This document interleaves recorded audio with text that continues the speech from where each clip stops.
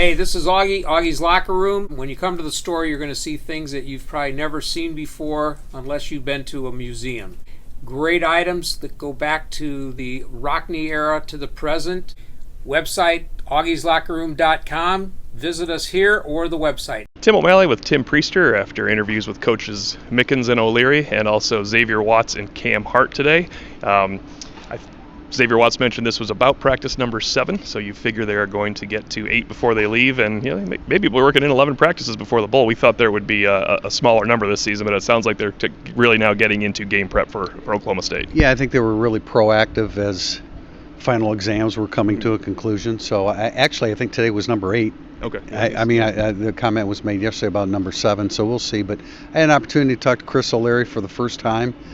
He was excited about it. We were all excited about it, and naturally he talked about the safeties and had a little conversation about Kyle Hamilton. It was interesting because he said that Kyle Hamilton would actually ask questions of the coaches that the coaches hadn't even considered. So in addition to his freakish ability, he also has a great mind for the game. And then we talked about the young safeties, and he's a little bit as surprised as most about Ramon Henderson and Xavier Watts doing what they've done, but he said they're long and aggressive, and it just has applied to the safety position and worked out pretty well. They have a lot to learn still, of course, but their first steps at the position have been pretty darn good. Well, Kyle Hamilton's brain is coming to a Sunday near you very soon. We know that, but I spoke with Xavier Watts, and he admitted that the move from wide receiver to rover, it was right after the Florida State game, was rough because he's I don't look like the rovers that are out there. I didn't really know how that was going to go.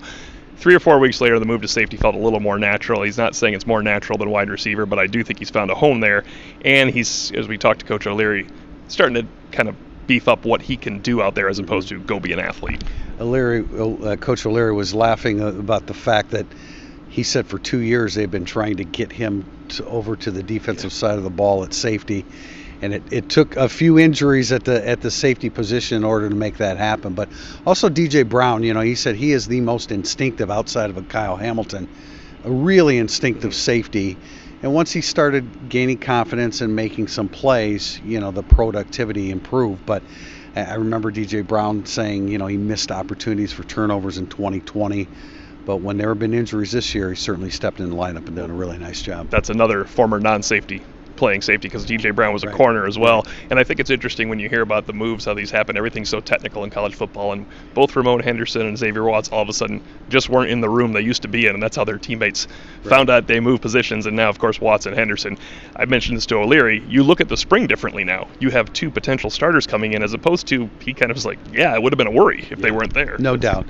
And in light of what you're saying there, Cam Hart, maybe we do overanalyze it. Position. Right. Another position move from boundary to the field side, and I was trying to get, do you feel like you're better there, and does that play to your strengths? And he's just like, I don't know. I think I think my strengths are equal on both sides. He said it was something that Coach Mickens suggested so that when they face a tempo team, they don't have to be switching sides. Mm-hmm. Oklahoma State will run some tempo, and so that gives them a little bit of confidence that if they're in tempo and we're on this side and as opposed to the other side field or boundary, they don't have to switch. So it's really more of a comfort zone, although Cam Hart's done a really, really nice job since he moved to the boundary. Talked to Coach Mickens about the young corners, and I think that conversation is going to be much better had at the end of the spring because, look, they Philip Riley and Ryan Barnes travel all year. He mentioned that. I didn't really realize they traveled to every game. They both got in on special teams. Chance Tucker, I think, needed to add weight to get into that spot.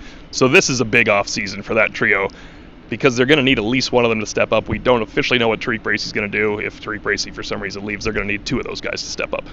Well, they do. And I mean, those guys have to put themselves in position to play. They did not put themselves into position to play, which is understandable for freshmen, but we when you see true freshman offensive linemen stepping into the lineup, you think that can happen everywhere, and it's not. Now, the fact that those 2 guys, those 2 corners were on special teams, that's a good sign. They've gotten their feet wet a little bit, but a lot depends upon what those veterans in front of them do, and Notre Dame needs Tariq Bracy to come back. We'll have more on the safeties, cornerbacks, and I have some leftover wide receiver. We have some more offense to write about this week, but we'll be back tomorrow with head coach Marcus Freeman as Notre Dame wraps it up from South Bend.